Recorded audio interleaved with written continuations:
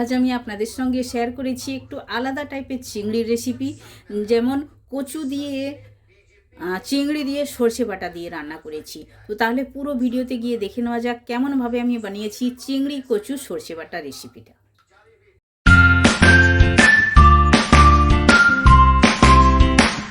Hello everyone, welcome to my channel কি রান্না করিতে আপনাদের সবাইকে স্বাগত। আশা করি আপনারা সকলে ভালোই আছেন। তো আমি আজ কচু দিয়ে সর্ষে চিংড়ি রেসিপি আপনাদের সঙ্গে শেয়ার করব, যেটা খেতে কিন্তু দুর্দান্ত স্বাদের হয়ে থাকে। আপনারা এই রেসিপিটা একবার ট্রাই করতে পারেন। তাহলে চলুন আমি কি কি উপকরণ নিয়েছি কচু দিয়ে চিংড়ি সর্ষেটা বানানোর জন্য। তো সামনেই তো আছে কচু। আমি 4 থেকে 5টি কচু নিয়েছি, ছাড়িয়ে পরিষ্কার করে ধুয়ে নিয়েছি। 200 গ্রাম বড় বড় এইভাবে চিংড়ি মাছ নিয়েছি। দেখুন চিংড়ি মাছটাও ধুয়ে পরিষ্কার করে লবণ হলুদ মাখিয়ে নিয়েছি। আর সর্ষে বাটা লাগবে, সর্ষে বাটাও বানিয়ে নিয়েছি। আর যে মশলা লাগবে, একটুখানি পেঁয়াজ বেটে নিয়েছি, আর একটুখানি পেঁয়াজ আমি কেটে নিয়েছি, আর একটি টমেটোও কেটে নিয়েছি। এটাই লাগছে। আর ফোড়নে একটা তেজপাতা লাগবে। আর রান্নাটা করব আমি সর্ষের তেলে। তাহলে চলুন গ্যাসের কাছে যাওয়া যাক। প্রথমে চিংড়ি মাছটা হালকা করে ভেজে নেবো, আর কচুটাও আমি কষিয়ে নেবো ভালো করে। কড়াটা বসিয়ে দিচ্ছি। এখন কড়াতে আমি তেলটা দিয়ে দিলাম চিংড়ি মাছটা ভাজার জন্য। তো তেলটা আমার ভালোভাবে গরম হয়ে গেছে। এখন চিংড়িগুলো হালকা করে ভেজে নেবো, এক এক করে এভাবে দিয়ে দেবো।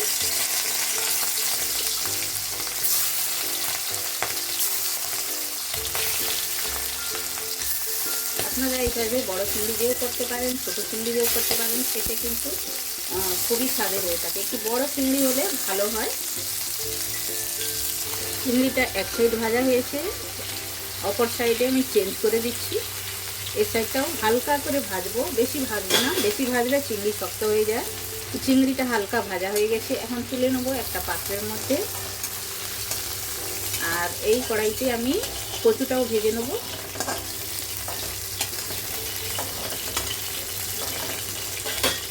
যে কচুটা রেখেছি ওটাও তেলের মধ্যে ভেজে নেব।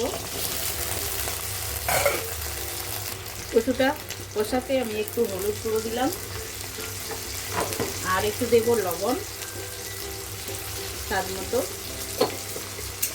দিয়ে ভালো করে কচুটা ভেজে নেবো তেলে। তো কচুটা ভালো করে কষিয়ে নিয়েছি, এখন তুলে নেবো। তো কচুটা ভেজে তুলে নিয়েছি। আর 1 চামচ তেল দিয়েছি, একটা তেজপাতা দিয়ে দেবো। আর দেবো প্রথমে কুচনো পেঁয়াজ। পেঁয়াজটা ব্রাউন করে ভাজবো।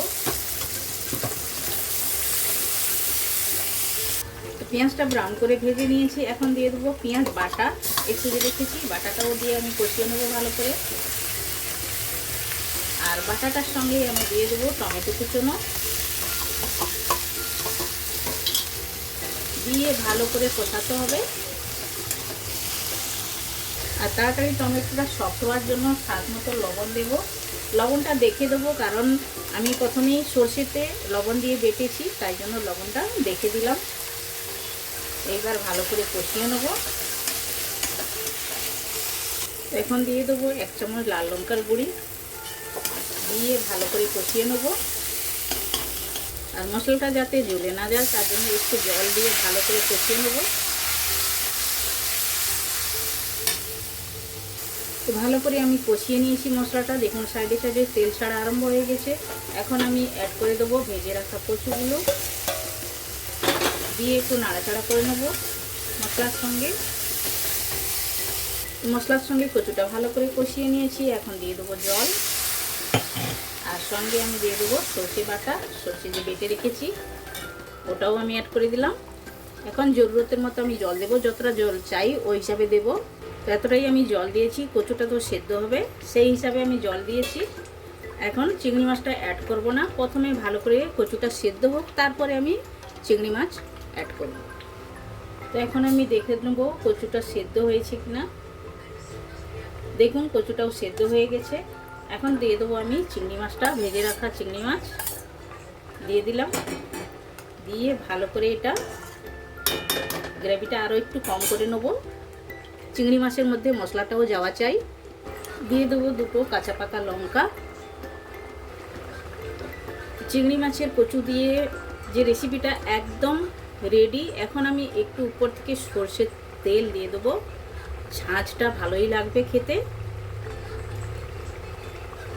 দিয়ে একটু নাড়াচাড়া করে দেবো। একদম রেডি হয়ে গেছে এটা। তাহলে চলুন আমি প্লেটিং করে আপনাদেরকে দেখাচ্ছি। চিংড়ি কচু সর্ষে বাটা দিয়ে রেসিপিটা আমার কিন্তু একদম রেডি হয়ে গেছে। এটা খেতে কিন্তু দুর্দান্ত স্বাদের হয়ে থাকে। আপনারা বাড়িতে একবার ট্রাই করতে পারেন, খুবই টেস্টি হয়ে থাকে। আপনারা তো মালাইকারি খান, অনেক রকমের রেসিপি খান, এভাবে কিন্তু একবার ট্রাই করে দেখবেন, খেতে কিন্তু খুবই টেস্টি হয়ে থাকে।